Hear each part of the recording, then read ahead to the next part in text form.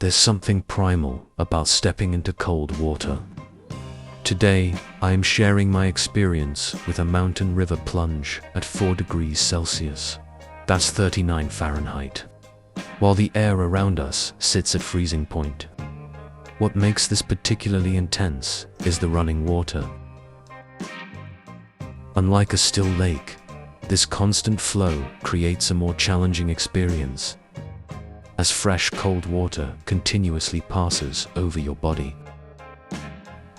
The approach is deliberate and mindful. Notice how I start with my feet, letting my body adapt gradually. This isn't just about comfort, it's about building a relationship with the cold, understanding how your body responds.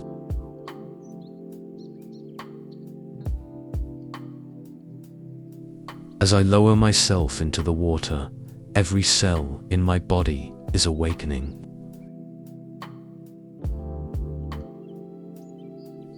These 3 minutes in the cold are a meditation of sorts. In the first minute, your body experiences the initial shock. Your breath might want to quicken, your heart rate elevates. This is where proper breathing becomes crucial. Take slow, deep breaths through your nose. Imagine the breath warming you from within.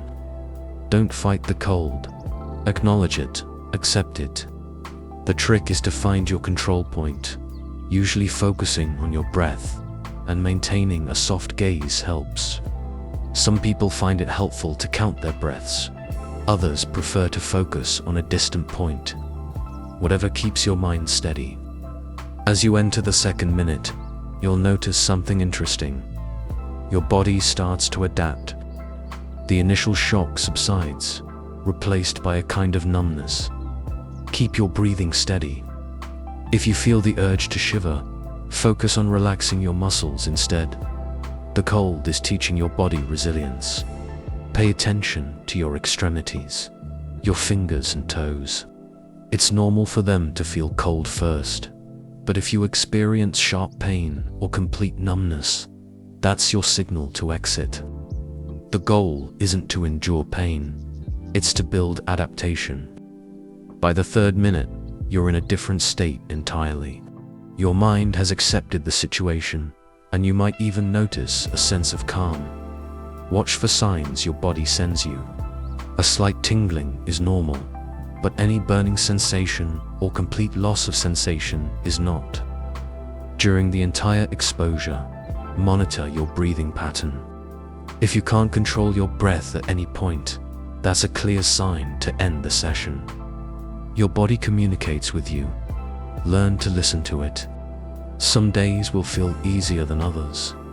Factors like sleep quality, stress levels, and your recent physical activity all affect your cold tolerance. This is perfectly normal.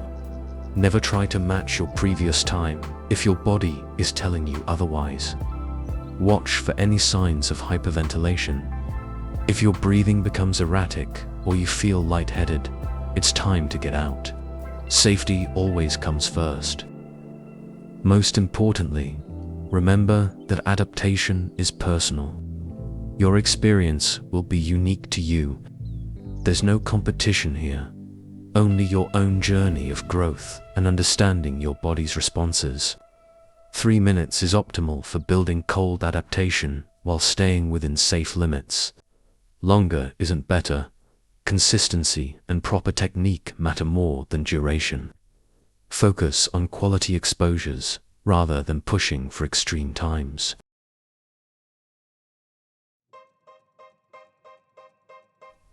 After the plunge, the horse stance you see here is crucial. It's about letting your body generate its own heat naturally. This is where real adaptation occurs. No external heat needed, just your body learning to respond more efficiently. For those new to cold exposure, start gradually. Listen to your body, respect its signals, and remember that consistency matters more than duration.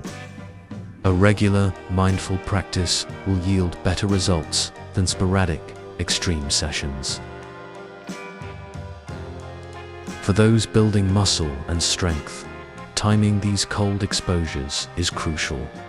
While the benefits are remarkable, you'll want to avoid this right after your training sessions, as it can interfere with muscle growth. Instead, save these plunges for recovery days or several hours after your workout. Think of cold exposure like any other training tool. It's not about proving toughness, but about smart implementation for specific benefits. When timed right and practiced mindfully, it becomes another valuable element in your journey of physical and mental development. If you're new to cold exposure, start with cold showers. They're accessible and allow you to build tolerance safely. Once comfortable, progress to cold immersion in controlled environments before attempting natural water sources like this river. Respect the process. Don't rush into extreme exposures. Start with shorter durations, perhaps even just 30 seconds, and build up gradually. Like any skill, cold adaptation develops over time. Some days you'll feel like a cold warrior. Others you might struggle with a minute. Both experiences are valuable. Remember that natural water bodies present additional challenges: currents, uneven surfaces, and varying temperatures. Always practice with a safety-first mindset and ideally have someone nearby. Train hard, recover smart, and respect both your body and the cold. This isn't about being tough. It's about being wise with how we challenge ourselves to grow stronger, both physically and mentally.